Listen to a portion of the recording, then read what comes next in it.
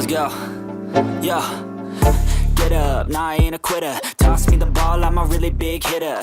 Big picture, I'm a straight killer. Rising the song to the highest bidder. Got juice, got gas, I'ma move fast. New shoes, new tracks, like who's that? I'm new, come back, better than last. Yeah, it's a new me, never gonna look back. Never gonna look back. Cause damn, I was built to last. You move slow and I move fast. And that's facts.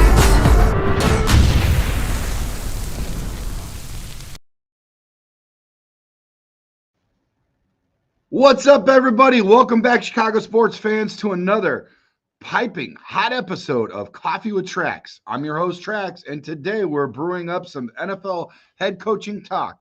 We've got a fresh pot of insights on the best candidates, their perfect fits, and where they might end up. So grab your coffee mug because this is exciting, and it's going to be a long and exciting sip.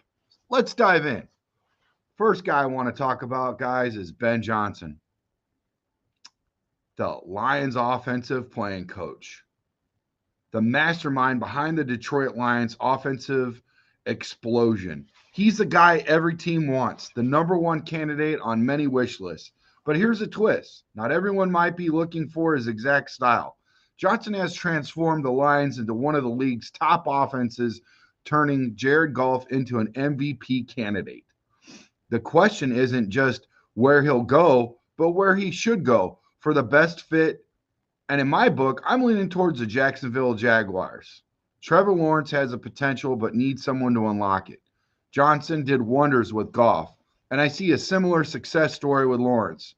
Yes, there's talk about GM situation with the Jags, but I think it's overblown. Any team hiring Johnson will let him have a say in personnel. But the Jags offer draft picks, young talent, and a quarterback with a high ceiling. If it's not the Jags, he might look where he has control or where the money's at, right? But for now, Jags seem like the best dance partner for Johnson. Now let's talk about Flores, Brian Flores. He's a defensive guru who has had his share of ups and downs in the NFL.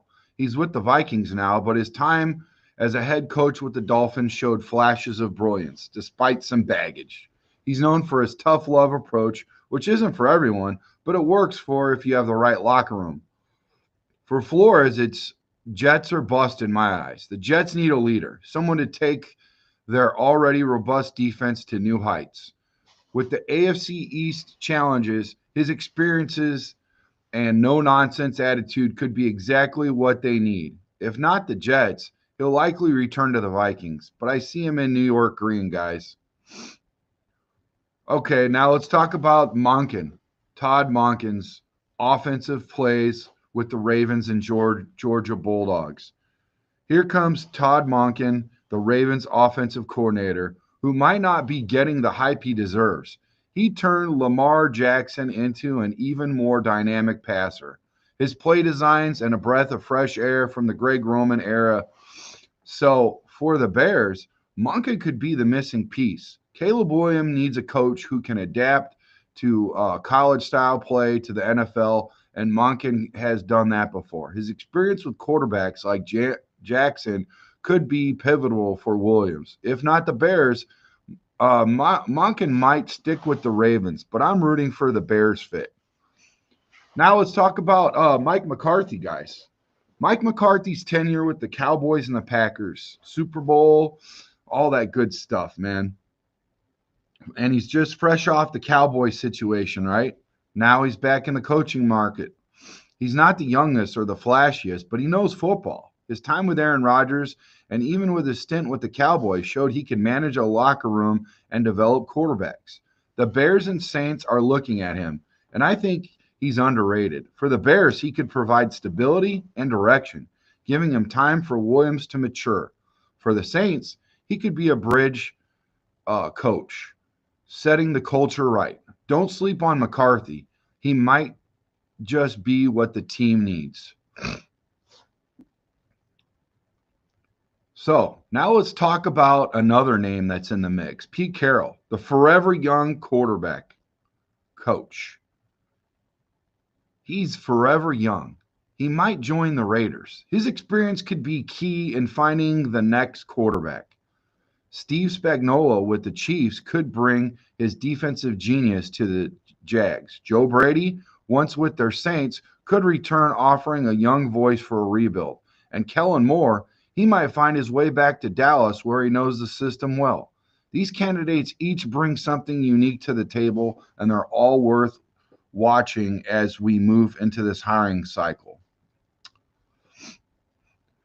That wraps it up for our deep dive into the NFL coaches and candidates. Remember, these decisions could shape teams for years to come. Who will land there? Only time will tell. But we'll be here with more coffee and sports talk to keep you updated. Before you go, let's get some interactive questions with you guys out there. I got some questions for you for the 5 at 5. Who do you think is the Bears' best fit? Is it Ben Johnson, Todd Monken, or is it Mike McCarthy? Also, will Brian Flores finally get his redemption with the Jets? Can Mike McCarthy turn around another franchise, or is he past his prime? Is Pete Carroll still the right man for a team looking to win now? And finally, which dark horse candidate do you think might surprise us with a head coaching gig? Leave your comments below. Make sure you subscribe and hit that notification bell. We've got more NFL breakdowns, mock drafts, Chicago sports content coming your way. Let's see what you guys got out there. What's up, Grace? How you doing? Make sure you hit that subscribe button. Appreciate you coming. Hope you have a great morning and a great Taco Tuesday. Squeegee, what's up, buddy? Good morning, brother. How you doing, my friend?